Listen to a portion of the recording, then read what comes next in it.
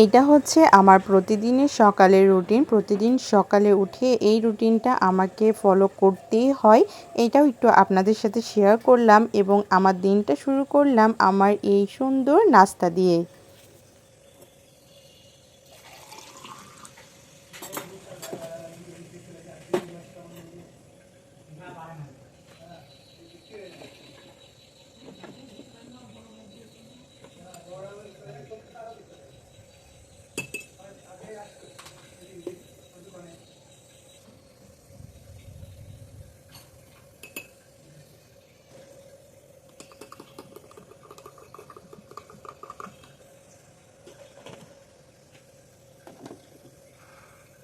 আসসালামু আলাইকুম, আপনারা সবাই কেমন আছেন? আশা করি সবাই অনেক ভালো আছেন। শুক্রবারের সকাল মানে ব্যস্ততার, ঘুম থেকে উঠতে একটু দেরি হয়ে যায় বরাবরের মতোই। তো সকালে ঘুম থেকে উঠেই খিচুড়ি রান্না করে নিয়েছি। দেরি করে ওঠা মানে খিচুড়ি, আর যেদিন হাতে সময় থাকে সেদিন তো পরোটা বা অন্য কিছু হয়েই থাকে। দেন ঘুম থেকে ওঠার পরে খিচুড়ি রান্না করলাম, আর এই যে এই ড্রিঙ্কসটা দিয়ে আমার সকালটা শুরু হয়। এখন এটা পান করে নেব। এটা খাবার পরে কিছুক্ষণ একটু থামবো, তারপরে দেন সকালের নাস্তা করব।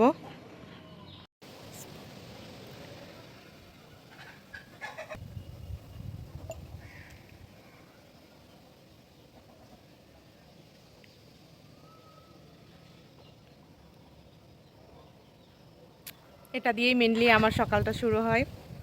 আর সারাদিন কি করছি না করছি সাথেই থাকুন এবং দেখতেই থাকুন। খিচুড়ির সাথে কাঁচামরিচ খাবো বলে গাছের মরিচ তুলতে আসলাম, টাটকা টাটকা খাবো দেখে। এখন এখান থেকে 2-3টা তুলে নেব। বিসমিল্লাহ।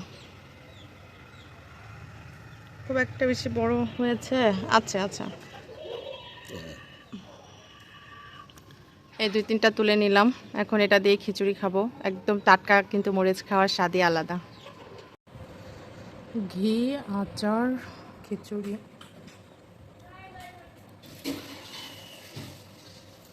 বিসমিল্লাহ।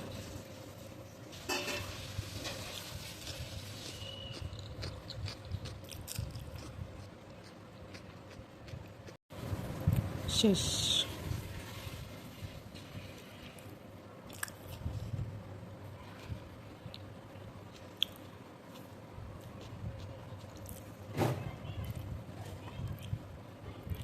আলহামদুলিল্লাহ।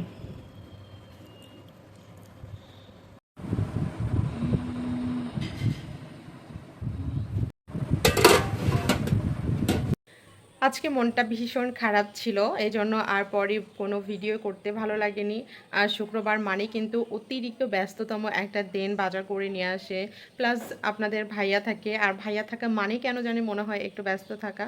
এই জন্য আর কোনো কিছুই শেয়ার করতে পারিনি। আর সংসারে প্রত্যেকটা কাজ করা আর ভিডিও শেয়ার করা মানে আসলে কিন্তু টু মাচ টাফ। যারা অনেক বড় বড় ব্লগার ভাইয়া আপুরা আছেন, যারা ডেইলি লাইফ বা সংসার নিয়েই তুলে ধরেন, তারা কিন্তু সত্যি অনেক বেশি কষ্ট করে।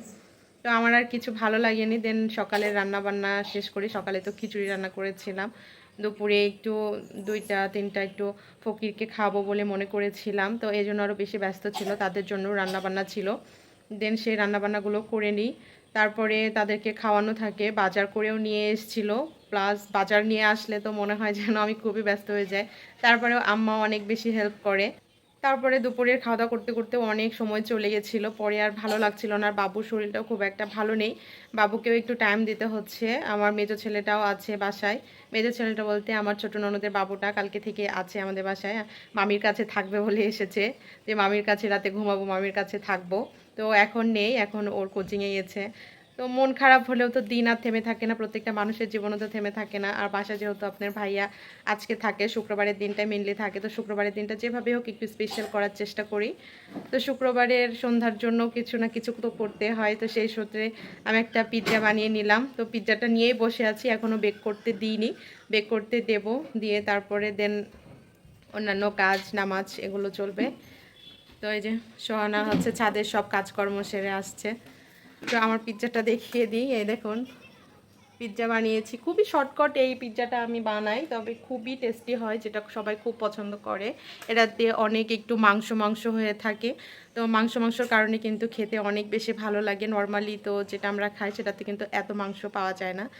আর এটা রেসিপি এটা পাওয়া যাবে, আমি যেটা করেছি এটা রেসিপি পাবেন, এটা হচ্ছে আরিয়ান্স মাম্মা ইউটিউব চ্যানেলে। তো এই তো এখন এটা আমি বেক করতে দিয়ে দেবো। আলহামদুলিল্লাহ আমার পিৎজা বানানো হয়ে গেছে, এখন এটা একটু ঠান্ডা হলে পরিবেশন করব সবার সাথে। সবার খাওয়া হয়ে গেছে, এবার আমি খাচ্ছি। আর এই যে হচ্ছে আমার পিৎজার ফাইনাল লুক, কাছ থেকে দেখায়, খুবই মজার হয়েছে। ব্রেডটাও সুন্দর হয়েছে, মানে পাউরুটিটা, আর ওপরে তো মাংস মাংস অবশ্যই হয়ে আছে।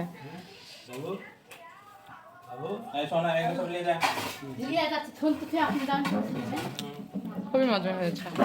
পিৎজা বানাতে যেয়ে আমার হাত এখানে পুড়ে গেছে, দেখছো? তাহলে যারা অনেক পুড়ে গেছে তারা কত কষ্ট পেয়েছে বলো, তাই না আব্বা? আমার এইটুকুতেই অনেক জ্বলছিল, মানে একটু শুধু পিৎজাটা তুলতে লেগেছি তখন একটু লেগে গেছে।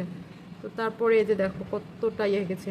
সাথে সাথে পেস্ট দিয়েছি, পেস্ট দেওয়ার কারণে জ্বলাটা যদিও বা কমে গেছে, কিন্তু তারপরে অনেকটুকুই জ্বলছে। তাহলে সেই বাচ্চাগুলা পুরা শরীর পুড়ে গেছে, কত কষ্ট পাচ্ছে। একটু পুড়েছে তাতেই কত কষ্ট, দেখছো? আল্লাহ তাদেরকে তুমি তাড়াতাড়ি সুস্থ করে দাও। তো সবাই মিলে পিৎজা খেয়ে নিয়েছি, আর পিৎজার স্লাইসগুলো অনেক বড় বড় ছিল, যার কারণে কিন্তু একদম পেট ভর্তি হয়ে গেছে। তো এ ছিল আজকের আমার দিন। সবাই ভালো থাকবেন, সুস্থ থাকবেন। আল্লাহ হাফিজ, আসসালামু আলাইকুম।